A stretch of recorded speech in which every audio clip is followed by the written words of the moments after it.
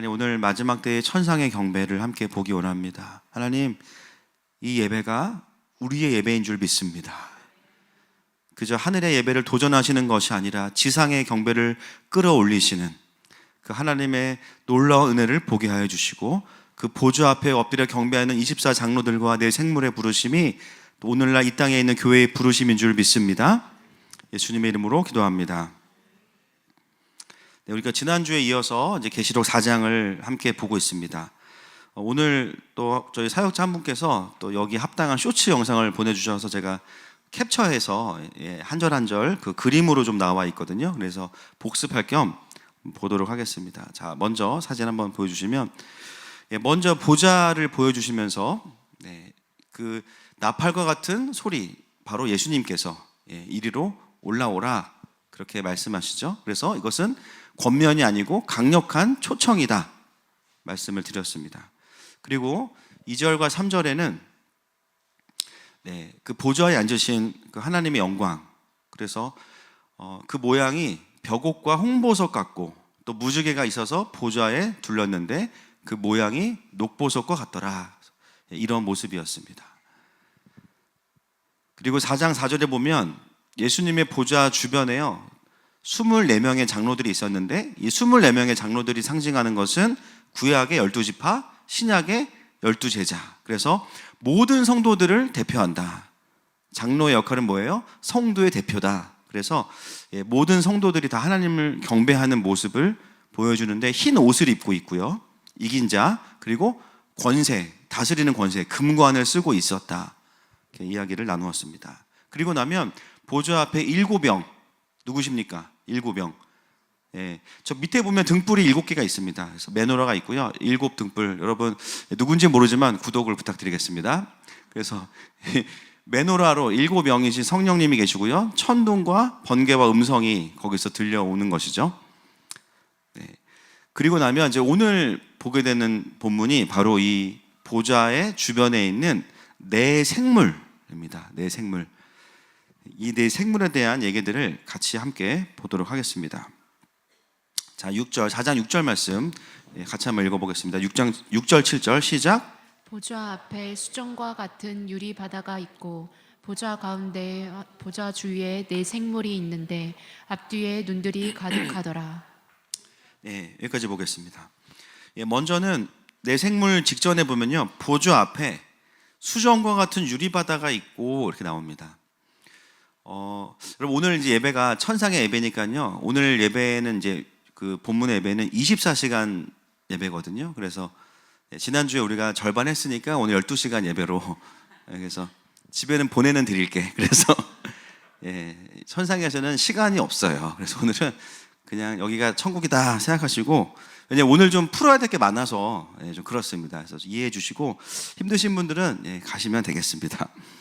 자, 4장 6절에 보면요, 보좌 앞에 수정과 같은 유리바다가 있다 이렇게 되어 있습니다. 원어를 다시 번역하면 바다 같은 수정이 맞아요. 바다 같은 수정. 그러니까 이제 뭔가 유리 같은 게 막 바다처럼 투명하게, 여기서 이제 강조하는 건 뭐냐면 투명하다라는 것을 강조해요. 그리고 오늘 본문을 푸는 가장 중요한 그 구약의 본문은 에스겔서입니다. 그래서 에스겔서를 가지고 오늘 요한계시록을 풀 텐데요, 거의 똑같은 그림이 에스겔서 1장과 10장에 다 나와 있습니다. 자, 에스겔서 1장 22절에 보면 수정과 같은 바다가 나옵니다. 같이 한번 읽어보겠습니다. 시작. 그 생물의 머리 위에는 수정 같은 궁창의 형상이 있어 보기에 두려운데 그들의 머리 위에 펼쳐져 있고. 여기 보면 수정 같은 궁창의 형상이 있어. 이 궁창이 뭐죠? 바다입니다. 바다. 이 궁창이 바다예요. 물층이 보이는 거죠. 수정과 같은 물층이 있는데 그 생물, 오늘 이 나오는 1장의 생물이 계시록 4장에 나오는 그 생물과 같은 겁니다. 제가 같은 거다, 한 분이다, 두 마리다, 어떻게 표현할지 모르겠어요. 하여튼 이분들이 그분들이에요. 그래서 그 생물의 머리 위에 수정 같은 궁창이 이렇게 있어요. 근데 거기 보면 그걸 보는 그 반응이 뭐냐면 보기에 두렵다 이렇게 나와 있습니다. 근데 두렵다라는 단어가 구약에 나오는 하나님을 경외하다라는 단어예요. 여러분, 왜 그 수정 같은 바다를 보면서 하나님을 향한 경외하는 마음을 갖게 될까? 25절을 보면 점점 분명해집니다. 25절 시작. 그 머리 위에 있는 궁창 위에서부터 음성이 나더라. 그 생물이 설 때에 그 날개를 내렸더라. 그 투명한 바다와 같은 수정 같은 궁창 위에서부터 음성이 나왔다. 이 음성은 누구의 음성이겠습니까? 하나님의 음성이죠. 자, 26절 갑니다. 시작. 그 머리 위에 있는 궁창 위에 보좌의 형상이 있는데 그 모양이 남보석 같고 그 보좌의 형상 위에 한 형상이 있어 사람의 모양 같더라. 자, 그 궁창 위에 뭐가 있다는 거예요? 보좌가 있어요. 그러면 궁창 위에 보좌가 있으면 내 생물은 궁창을 떠받들고 있는 게 아니고 사실은 하나님의, 그렇죠, 보좌를 떠받들고 있는 거예요. 이해되시죠? 비록 외경이긴 하지만 에녹 이서에 보면 이게 이제 유대인들이 가지고 있는 일반적인 이해인데요, 하나님의 보좌는 이 물 위에 있다라고 오피셜하게 유대인들은 다 그렇게 알고 있습니다. 그래서 에스겔 1장에 나오는 내 생물, 또 오늘 계시록에 동일하게 나오는 내 생물은 하나님의 보좌를 바치고 있는 일들을 하고 있습니다. 그래서 이 궁창에 대해서 조금 더 제가 설명을 드릴게요. 여러분, 하나님은요, 우리가 영적인 것을 이해하기 위해서 눈에 보이도록 많은 것들을 말씀하시죠. 때로는 하늘의 보좌를 보고 이 땅의 성막을 말씀하셨고, 여러분 어떤 집에 입주하기 전에 항상 몇 년 전에 항상 뭘 보게 돼요? 모델하우스를 보게 되죠. 자, 창세기 1장 7절에 보면 우리가 이게 뭐였지? 하고 넘어가는 부분이 있는 게 있어요. 1장 7절 보겠습니다. 시작. 하나님이 궁창을 만드사 궁창 아래의 물과 궁창 위의 물로 나뉘게 하시니 그대로 되니라.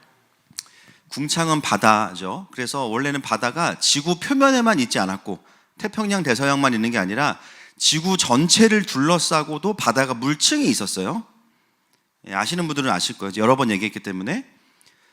근데 이 궁창은 당연히 에스겔서 1장에 나오는 그 영적인 하늘의 궁창하고는 다른 거예요. 그러나 의미는 똑같은 거예요. 의미는 똑같은 거예요. 왜냐하면 지구상에 있는 피조물인 인간들이 궁창을 볼 때 뭘 목적하셨냐면요, 하늘의 원리. 이 궁창이라는 개념은 하나님, 다스리시는 하나님과 피조물된 인간을 구별하는 거거든요. 궁창을 볼 때마다 이 땅에 있는 아담과 하와와 인간들이 뭘 보게 되냐면 하나님의 보좌를 떠올리게 만들어 놓으신 거예요. 그래서 이 물층은 뭐 태양에서 오는 나쁜 뭐 감마선, 엑스선, 무슨 뭐 방사선 다 막아주지만 그게 핵심 기능이 아니라 진짜 기능은 뭐냐면 하늘과 땅을 분리하는 경계선으로서 이 땅에 있는 가장 뛰어난 피조물된 인간이 하나님을 보좌를 볼 수 있도록 만든 구조가 지구를 둘러싼 궁창이라는 것이죠. 그래서 실질적으로 아담은 타락하기 이전에 그 하나님의 보좌를 향해서 정렬되어 있었어요. 여러분, 하늘의 바다와 땅 표면에 있는 바다의 차이가 뭐냐면요, 땅에 있는 바다는요, 주님께서 한쪽을 물을 모아 놓으셨죠. 땅을 쓰시기 위해서 무트로. 그러나 지구를 둘러싼 바다는요, 완전히 물로 지구를 빈틈없이 싸매고 있습니다. 여러분, 이게 무엇을 의미합니까? 생육하고 번성하고 충만하라 말씀하셨는데 지구상의 온 땅에 하나님의 자녀들이 거하게 되면요, 다 동일하게 뭘 보게 되냐면요, 하늘에 있는 궁창을 보면서 하나님의 보좌를 생각하게 만드신 거예요. 땅에는 하나님의 백성들이 충만하고 지구를 덮고 있는 것은 하나님의 보좌를 상징하는 물로 지구를 덮게 만드신 거예요. 여러분, 이것을 우리가 이해하고 나면 노아의 홍수가 더 깊어지는 이해가 생깁니다. 여러분, 노아의 홍수 때 그 많은 물이 어디서 내렸습니까? 지구를 둘러싸고 있던 이 궁창이 하늘의 문이 열리면서 그냥 다 쏟아 부어졌죠. 여러분, 이것은 물론 하나님의 심판의 의미가 있지만 더 근본적인 의미가 뭐냐면요, 이제는 이 땅에 있는 피조물된 인간이 하나님의 보좌를 볼 수 없다라는 거예요. 노아의 홍수의 심판의 가장 본질은요, 혼나는 것만이 아닙니다. 하나님의 보좌를 볼 수 없다는 거예요. 왜요? 하나님의 아들들이 사람의 딸들을 보고 아름다움을 취하였기 때문에 더 이상 하나님의 영이 그들과 함께하지 아니하시기로 결정하셨죠. 인간들이 하나님의 통치를 거부할 때 가장 큰 징계가 뭐냐면요, 하나님의 보호막이 사라지는 겁니다. 하나님의 보호막이 사라진다는 것은 뭐냐면 하나님의 주권과 통치가 사라진다는 거예요.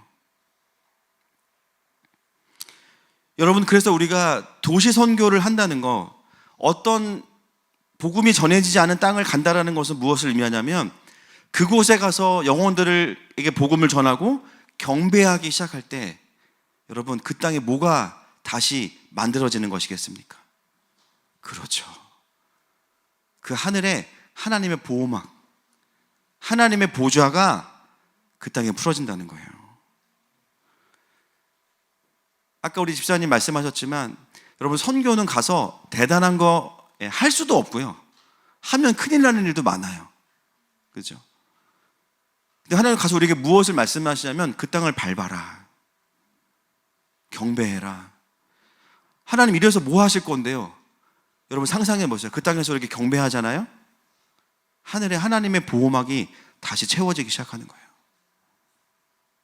하나님의 보좌가 다시 그곳에 세워지기 시작하는 거예요. 여러분, 하나님의 백성의 통치는요, 백성들이 주권을 휘두르는 게 아니에요. 여러분, 그거야말로 내란입니다. 그거야말로.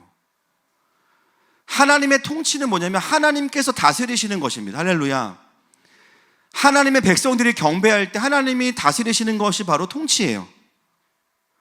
근데 그 가장 중요한 조건이 뭐냐면 하나님의 이름을 거룩히 여김을 받으시도록 경배하는 자들이 그 땅에 오는 겁니다. 그래서 우리가 그 땅에서 경배하는 것은 뭐냐면 다시 그 땅에 하나님의 보좌를 펼치는 그 작업을 하는 거죠. 여러분, 성경을 보시면요, 이 물의 개념으로 관통이 됩니다. 창세기 2장 10절 말씀 시작. 강이 에덴에서 흘러나와 동산을 적시고 거기서부터 갈라져 내 근원이 되었으니. 여러분, 이 모습은 오늘 계시록 4장에서 하나님의 보좌로부터 유리바다와 같은 물이 흘러나온 것과 똑같은 모습이죠. 동일합니다. 여러분, 모든 땅에 충만하라고 말씀하셨는데 왜 에덴만 구별하셨겠어요? 하나님의 보좌의 개념이 있기 때문이에요. 왜 예수님께서 이스라엘로 오시겠어요? 하나님의 보좌의 개념이 있기 때문이에요. 그래서 그 보좌로부터 네 개의 강이 흘러나온다는 것이 에덴이 가지고 있었던 영적인 영광이라는 것입니다. 그래서 지구는 하나님의 통치로 완전히 둘러싸여져 있고 이 땅에서는 동일한 모습으로 에덴에서부터 강이 흘러져 나오는 구조가 있었던 거죠. 오늘 계시록에서 보는 그 보좌의 모양이 바로 이것과 똑같습니다. 그리고 나서 죄로 인해서 에덴에서 쫓겨난 이후에 하나님께서 선지자들에게 보여주시는 환상 가운데 뭐가 있냐면요, 계속해서 물이 흘러나오는 환상이 있어요. 공교롭게도 그 환상을 본 사람이 누구예요? 또 에스겔입니다. 47장 1절부터 읽겠습니다. 시작. 그가 나를 데리고 성전 문에 이르시니 성전의 앞면이 동쪽을 향하였는데 그 문지방 밑에서 물이 나와 동쪽으로 흐르다가 성전 오른쪽 제단 남쪽으로 흘러내리더라. 그가 또 나를 데리고 북문으로 나가서 바깥길로 꺾여 동쪽을 향한 바깥문에 이르시기로 본즉 문이 그 오른쪽에서 스며 나오더라. 그 사람이 손에 줄을 잡고 동쪽으로 나아가며 천척을 측량한 후에 내게 그 물을 건너게 하시니 물이 발목에 오르더니 다시 천척을 측량하고 내게 물을 건너게 하시니 물이 무릎에 오르고 다시 천척을 측량하고 내게 물을 건너게 하시니 물이 허리에 오르고 다시 천척을 측량하시니 물이 내가 건너지 못할 강이 된지라. 그 물이 가득하여 헤엄칠 만한 물이요 사람이 능히 건너지 못할 강이더라. 계속 있습니다. 그가 내게 이르시되 인자야 내가 이것을 보았느냐 하시고 나를 인도하여 강가로 돌아가게 하시기로 내가 돌아가니 강 좌우편에 나무가 심이 많더라. 그가 내게 이르시되 이 물이 동쪽으로 향하여 흘러 아라바로 내려가서 바다에 이르리니 이 흘러내리는 물로 그 바다의 물이 되살아나리라. 이 강물이 이르는 곳마다 번성하는 모든 생물이 살고 또 고기가 심히 많으리니 이 물이 흘러 들어가므로 바닷물이 되살아나겠고 이 강이 이르는 각처의 모든 것이 살 것이며 또 이 강가에 어부가 살 것이니 엔게디에서부터 에네글라임까지 그물 치는 곳이 될 것이라. 그 고기가 각기 종류를 따라 큰 바다의 고기같이 심히 많으려니와 그 진펄과 갯펄은 되살아나지 못하고 소금 땅이 될 것이며 강 좌우가에는 각종 먹을 과실나무가 자라서 그 잎이 시들지 아니하며 열매가 끊이지 아니하고 달마다 새 열매를 맺으리니 그 물이 성소를 통하여 나옴이라. 그 열매는 먹을 만하고 그 잎사귀는 약재료가 되리라. 아멘. 아멘. 여러분, 물이 바다를 살린대요. 바다가 물인데 이 물은 그냥 물이 아닌 거예요. 이 물은 하나님의 통치의, 하나님의 주권입니다. 하나님의 나라입니다. 그래서 이 물은 바로 그 궁창이 물인 것이죠. 주님의 통치가 회복되면 다시 살아난다라는 거예요. 여러분, 요한복음 4장으로 점프를 뛰겠습니다. 잘 아는 본문이죠. 4장 10절 11절 시작. 예수께서 대답하여 이르시되 네가 만일 하나님의 선물과 또 내게 물 좀 달라 하는 이가 누구인 줄 알았더라면 네가 그에게 구하였을 것이요 그가 생수를 내게 주었으리라. 여자가 이르되 주여 물 기를 그릇도 없고 이 우물은 깊은데 어디서 당신이 그 생수를 얻겠사옵나이까. 아멘. 똑같습니다. 예수님으로부터 나오는 생수, 성전이신 예수님으로부터 나오는 생수, 그것이 바로 생명 권세이고요, 그분만이 생명이십니다. 그래서 이 여인은요, 오늘 먹고 죽을 물을 길러 나왔지만 네가 내가 누군지 알았다면 나에게 진짜 물을 달라고 했을걸? 구약의 모든 내용을 종합해서 한 가지의 질문으로 이 여인에게 말씀하시는 거예요. 요한복음 7장 38절 39절입니다. 시작. 나를 믿는 자는 성경의 이름과 같이 그 배에서 생수의 강이 흘러나오리라 하시니 이는 그를 믿는 자들이 받을 성령을 가리켜 말씀하신 것이라. 예수께서 아직 영광을 받지 아니하셨으므로 성령이 아직 그들에게 계시지 아니하시더라. 아멘. 그 생수는 하나님의 어떤 능력이 아니고요, 하나님이신 성령님이십니다. 여러분, 초대교회에 성령께서 임하셨어요. 불과 같이 임하셨어요. 그런데 그 특성은요, 물이랑 똑같아요. 희한하죠. 불인데 특성은 물이에요. 뭐예요? 넘쳐 흘러요. 그 성령 충만이 오버플로잉이죠. 넘쳐 흐르다. 여러분, 초대교회로부터 복음이 불이 붙어서 열방을 향해서 성전에서 물이 흘러가는 것처럼 하나님의 나라가 확장되어져 왔습니다. 여러분, 그렇게 전진하는 하나님의 나라가 이 땅에서 새하늘과 새 땅 이전에 다시 한번 회복되는 모습으로 보여지는 그 직전의 모습이 뭐예요? 천년왕국이잖아요. 그 천년왕국을 예언한 선지자가 하박국 선지자예요. 하박국 2장 14절 말씀 같이 읽겠습니다. 시작. 이는 물이 바다를 덮은 같이 여호와의 영광을 인정하는 것이 세상에 가득함이니라. 아멘. 여러분, 어떻게 바다가 물인데 물이 바다를 또 덮어요? 원래 지구에 주님께서 디자인하셨던 그 구조를 천년왕국도 회복하신다는 거예요. 할렐루야. 그래서 물이 바다를 덮음같이 이미 바다가 물인데 강력한 하나님의 통치의 물이 다시 온 열방을 덮는다는 것이죠. 여러분, 천년왕국 때는 사단의 미혹이 사라지기 때문에 온 열방이 투명하게 왜곡과 미혹이 없이 그분을 아는 지식으로 충만해질 것입니다. 그리고 그분을 아는 순간 우리의 경배는 같이 일어나는 거예요. 여러분, 하나님을 온전히 경험하잖아요. 교만해질 수 없어요. 경배의 자리로 가게 됩니다. 그러므로 하나님을 아는 지식이 충만한다는 것은 뭐냐면요, 온 열방에 하나님의 경배가 세워진다는 겁니다. 그 궁창의 완전한 회복이 바로 계시록 22장 1절이에요. 같이 보겠습니다. 시작. 또 그가 수정같이 맑은 생명수의 강을 내게 보이니 하나님과 및 어린 양의 보좌로부터 나와서. 아멘. 아까 우리가 에덴 동산에서 봤던 그 그림이 다시 완전한 모습으로 회복되는 모습이 계시록 22장 새하늘과 새 땅의 모습이죠. 여러분, 우리가 시간에 함께 경배하고 하나님의 보좌를 향해서 정렬되어질 때 어떤 일이 일어나는가? 우리의 인생에 하나님의 그 궁창이 회복되는 겁니다. 우린 이미 이걸 경험하고 있어요. 내가 살아나는 걸 경험해요. 그리고 그것이 하나님의 보호막이에요. 제가 영적 전쟁 강의하면서 드렸던 그 그림이 있습니다. 하나님께서 우리를 이렇게 산울, 욥기에 나오는 산울, 울타리로 보호하신다는 보호막이 이 궁창인 거예요. 이 궁창은 언제 없어지냐? 인간의 불순종이죠. 사단이 아무리 뚫으려고 해도요, 뚫리지가 않아요. 그러나 인간 쪽에서 하나님을 거부하고 주권을 거절하는 순간 틈이 생겨요. 그곳으로 사단의 비진리와 공격이 들어오는 것입니다. 근데 우리가 다시 회개하고 제단을 세우고 경배하기 시작하면 그 틈들이 하나님의 통치로 다시 메꿔지는 것입니다. 여러분, 오늘 이 밤의 예배가 하나님의 보호막이 회복되는 예배가 되기를 축복합니다. 여러분, 그래서 교회 오시는 분들이요, 항상 하시는 간증이 있죠. 이상하다. 교회 와서 예배 드리면 슬픈 게 아닌데 자꾸 눈물이 나고, 그렇게 예배 드리고 나면 내가 뭔가 살아나는 걸 경험했다. 여러분, 그게 무엇을 의미합니까? 감정적인 변화가 아니죠. 본인은 몰라요. 그러나 자신의 영은 알아요. 하나님의 보호막이 회복되는 거예요. 아직 내 혼은 그거를 지식이 없으니까 정리를 못 하는데 영이 성령 안에서 회복되면서 그 개인을 향한 하나님의 보호막이 회복되는 거예요. 우리 남편분들, 아내분들이 맛있는 거 해주면 먹으면서 아, 맛있다. 근데 그 순간은 막 분석이 되세요. 오늘은 디포리로 국물을 내가지고 오늘은 어떻게 만들어서 이렇게 했구나. 몰라. 근데 그냥 맛있어.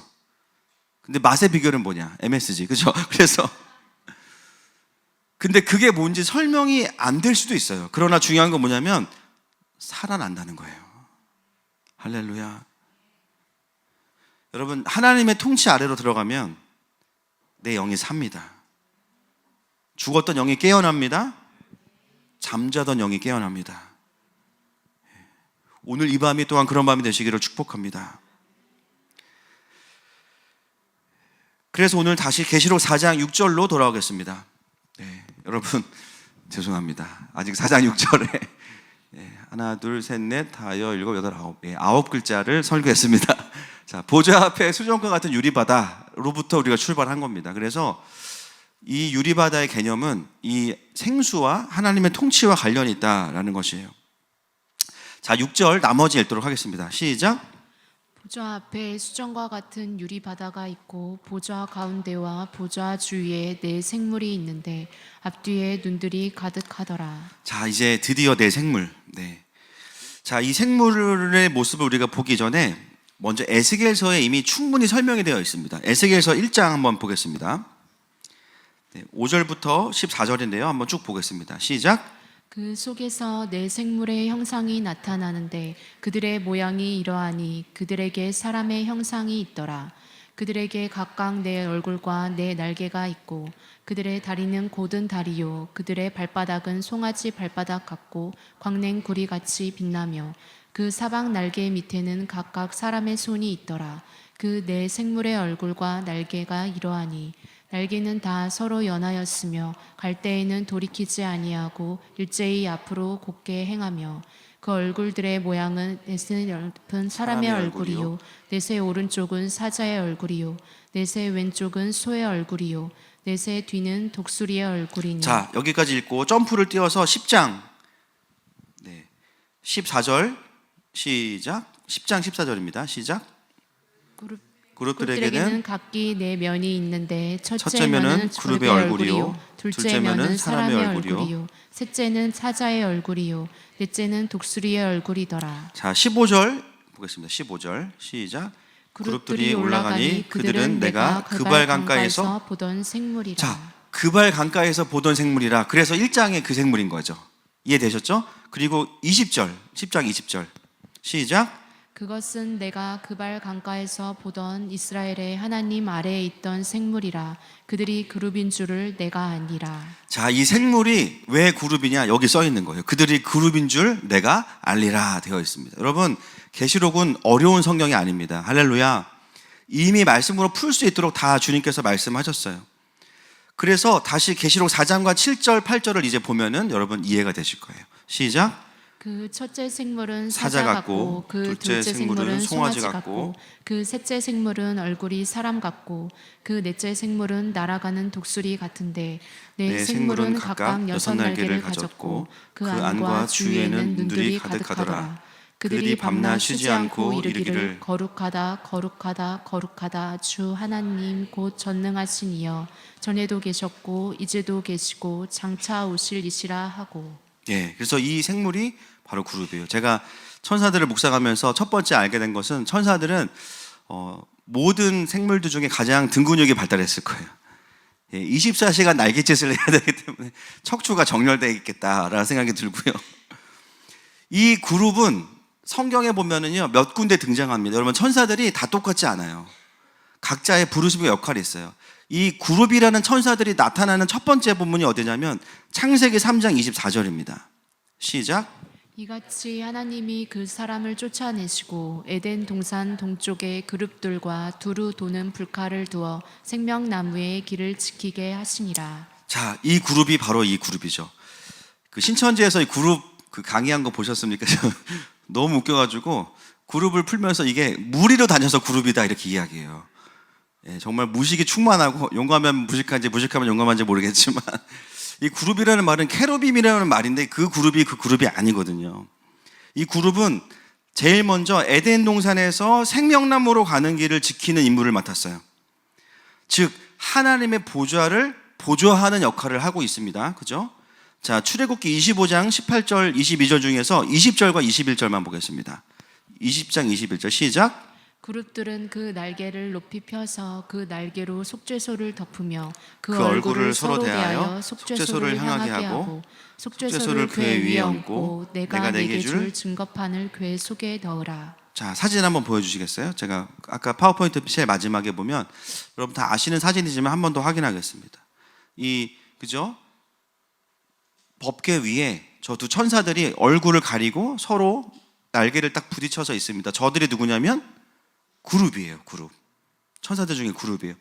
역시 저기가 뭐예요? 하나님의 시은소, 은혜를 나누어 주시고 하나님의 보좌를 상징하는 곳에 그룹을 형상화해서 저렇게 만들어 놨죠. 열왕기상 6장 23절만 보겠습니다. 23절. 열왕기상 6장 23절에 보면요.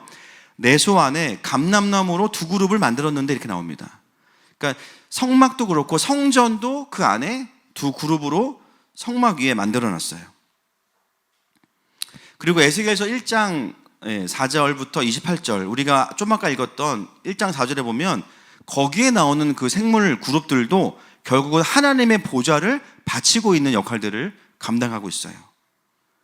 여러분 그래서 그룹이라고 하는 천사들은요 여러분 군대도요 특공대가 있고 해병대가 있고 뭐 다 방해가 있고 다 있잖아요. 그죠?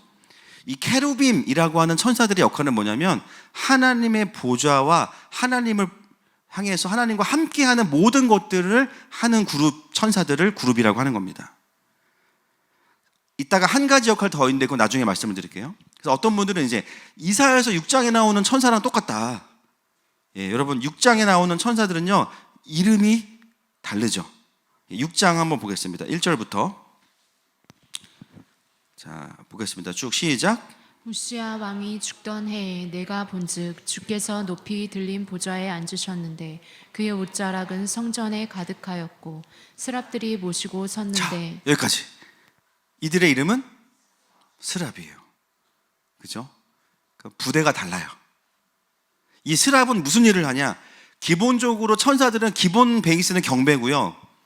이 스랍들이 하는 일이 뭐냐면 이 6장 뒤에 가면 수출 가져다가요 이사야의 입에 이제 대죠. 그 스랍의 역할은 뭐냐면 속죄와 회개를 담당하는 거예요. 오늘 천사로는 여기서 끝낼 거예요. 그래서 우리가 알고 있던 대표적인 천사 미가엘 군대 장관, 그 다음에 가브리엘은 카톡 메신저, 그렇죠? 그리고 여기 나오는 그룹들은 하나님의 보좌를 중심으로 배치되어 있는 천사들, 스랍들은 인간의 속죄와 회개를 담당하는 역할을 감당했던 천사들. 이렇게 정리가 되는 겁니다. 아까 제가 이 그룹들의 역할 중에 한 가지가 더 있다고 말씀을 드렸는데요. 에스겔서 10장에 보면 시간상 4절, 10장 4절로 가겠습니다. 10장 4절.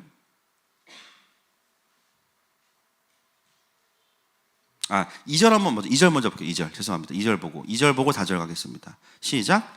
하나님이 가는 베옷을 입은 사람에게 말씀하여 이르시되 너는 구름 밑에 있는 바퀴 사이로 들어가 그 속에서 숯불을 두 손에 가득히 움켜 가지고 성읍 위에 흩으라 하시매 그가 내 목전에서 들어가더라. 자, 구룹에게 희한한 게 달려 있어요. 뭐죠? 바퀴가 달려 있어요. 현대에서 만드는지 모르겠지만 바퀴가 달려 있어요. 이 바퀴가 왜 달렸나? 10장 4절. 시작. 여호와의 영광이 그룹에서 올라와 성전 문지방에 이르니 구름이 성전에 가득하며 여호와의 영화로운 광채가 뜰에 가득하였고. 바퀴가 달린 이유는 여호와의 영광이 그룹에서 올라왔다라고 돼 있죠. 뭘 의미할까요? 이 그룹의 역할의 마지막 역할. 그렇죠. 여호와의 영광을 운반하는 분들, 자들, 그들입니다. 그래서 그룹의 역할은 하나님의 보좌 앞에 있고 여호와의 영광을 운반하는 일을 하는 천사들이 그룹이에요. 지금 보니까 여기 지금 그룹이 돼가고 계세요. 지금 그래서 천상의 예배로 가고 계세요. 지금. 그래서 여러분 시편에 보면 이런 말씀이 있어요. 시편 18편 10절 말씀 보겠습니다. 시작. 그룹을 타고 다니시며 바람 날개를 타고 높이 솟아오르셨도다. 아멘. 여러분 성경은 딱딱 맞습니다. 할렐루야. 그런데 이제 오늘 계시록에 나오는 또 에스겔에 나왔던 이 그룹의 얼굴이요 천사의 얼굴이 아니라 어떤 얼굴이냐면 네 가지죠. 그렇죠? 사자, 그렇죠? 송아지, 사람, 마지막에 독수리. 왜? 유대인들은 이걸 알아요. 사자는 육식 동물의 대표고요. 송아지는 초식 동물의 대표고요. 사람은 사람의 대표고 독수리는 하늘을 나는 새들의 대표입니다. 이 네 가지 얼굴이 의미하는 것은 뭐냐면 이 땅에 있는 모든 생물을 대표한다라는 거예요. 그래서 이 그룹들이 이제부터 적용으로 들어가는데 이 그룹들이요 자신들이 천사들이지만 하나님의 보좌 앞에서 천사로 경배하는 게 아니고요. 누구를 대신해서 경배하고 있어요? 이 땅에 있는 생물들을 대표해서 경배하고 있는 거예요. 대신.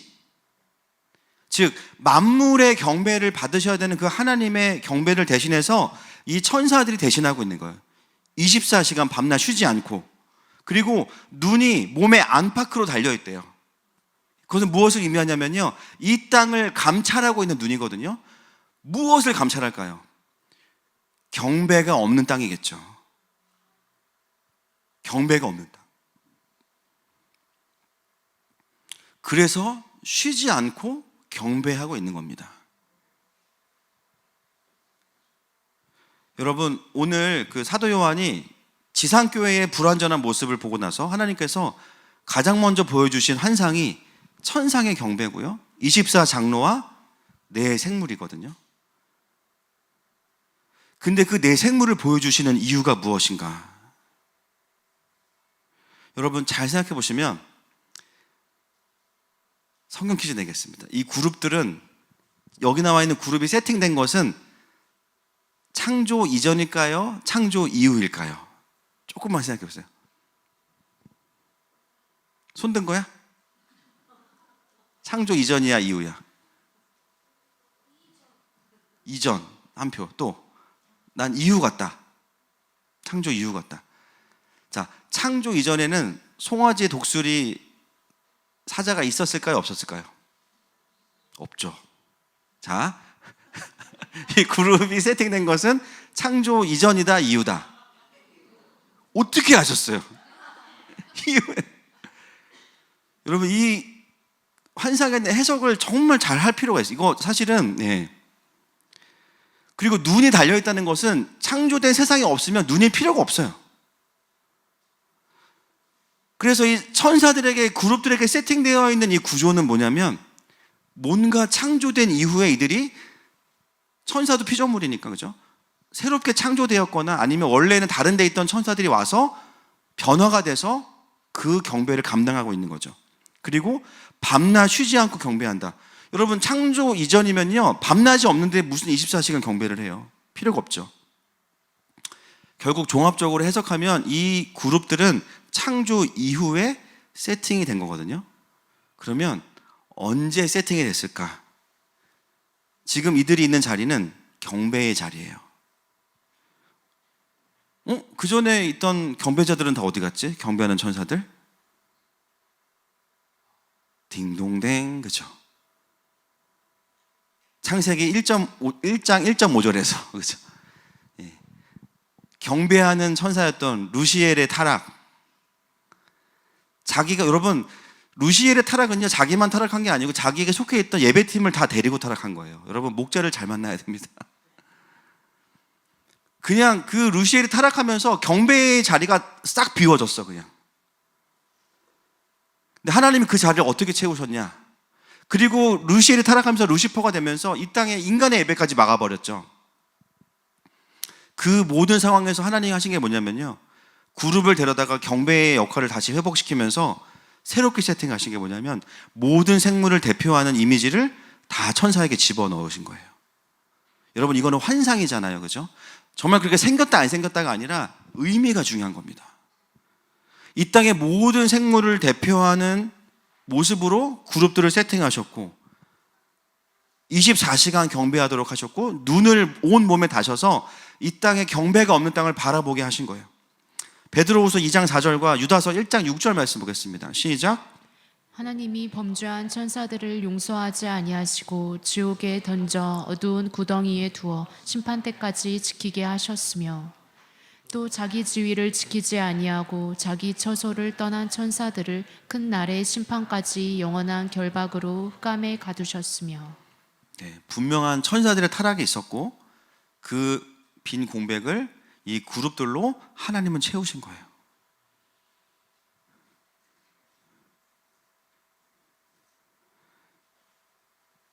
그래서 이 내 생물의 모습을 보여주시는 이유는 하늘의 예배를 자랑하는 게 아니고요, 이 천상의 예배는 이 땅의 예배가 되어야 한다는 거예요. 할렐루야. 이 땅의 피조물이지만 우리가 이 경배를 드려야 한다는 거예요. 우리에게 원하시는 경배가 이거라는 거예요. 우리가 그렇게 하나님을 경배하면 하나님의 주권과 통치가 이 땅에 계속해서 풀어질 수 있다는 거예요. 여러분, 하나님의 영광을 운반하는 자 우리입니다. 아멘이십니까? 살아있는 성전인 우리가 하나님의 영을 우리에게 보내셨기 때문에 우리가 하나님을 막 밀고 끌고 이게 아니라 주님과 함께 동행할 때 우리가 하나님의 영광을 운반하는 자가 돼요. 히브리서 1장 14절 말씀을 보겠습니다. 시작. 모든 천사들은 섬기는 영으로서 구원받을 상속자들을 위하여 섬기라고 보내심이 아니냐. 아멘. 여러분, 내 생물은요 지금 뭐 하고 있냐면 우리가 그 자리에 올 때까지 지금 대타 띄워주고 있는 거예요. 힘들어 죽겠어요. 지금 막 위에 6개 막 하고 막 빨리 좀 와라, 빨리 좀 와라, 힘들어 죽겠다. 장로들 앉아 있어. 24명 그냥 앉아 있어. 계속 나누면서 거룩하다 막 오죽 힘드니까 날개를 6개를 주신 거 아니에요. 그렇죠? 이거 할 동안 위에 아래는 쉬고 또 얘 가운데 또 하고 또 그 밑에 하고 막 계속 등 근육이 막 왕자가 막 500개 있겠죠. 근데 그거를 하는 이유가 뭐냐면 천사라서가 아니라는 거예요. 이거 너희들이 해야 되는 경배야. 천상의 경배지만 지상의 교회가 해야 되는 경배야. 그리고 이 땅의 교회가 하나님을 그렇게 경배할 때 마지막 때의 그림이 완성되는 거야. 그래서 계시록의 시작인 이 4장에서의 포인트는요, 경배인 겁니다.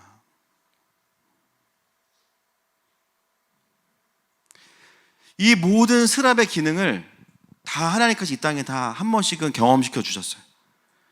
법궤를 운반하는 자들 누굽니까? 레위지파였죠. 고핫 자손. 제사장이 덮어놓으면 이제 고핫 자손이 레위지파가 옮겨요. 민수기 4장 15절에 있죠. 다 뭐예요? 그룹들을 보면 우리가 뭘 해야 될지 알 수 있어요.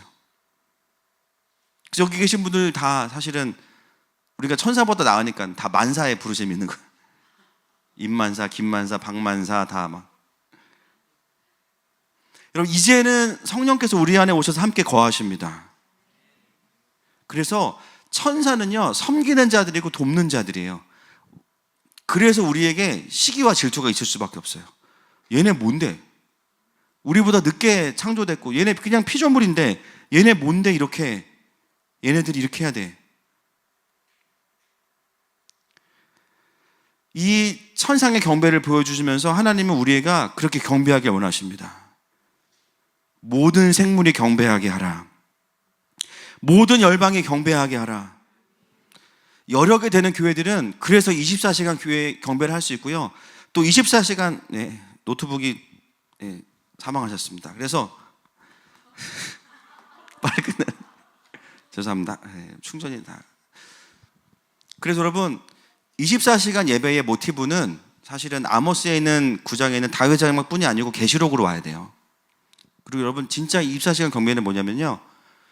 여러분 온 나라마다 시간이 다 달라요. 시차가 있어요. 결국은 언제 24시간 경배가 완성되는가 하나님 관점으로 보면 온 열방이 복음을 받아들일 때입니다. 이거는 경배적인 도전이면서 선교적인 도전인 거예요. 할렐루야. 여러분 주님이 설교를 끝내셨기 때문에 그만하라는 말씀으로 받고 이 시간에 같이 좀 기도하기 원합니다.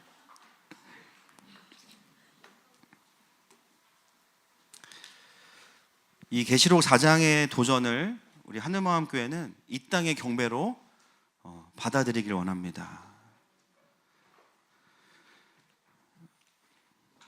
특별히 오늘 이 밤이 또 우리 각자의 삶에 그 하늘의 궁창이 회복되는 밤이 될 것입니다. 우리 함께 그 부르심을 좀 먼저 경배하고 찬양하면서 주님 앞에 나아갔으면 좋겠습니다.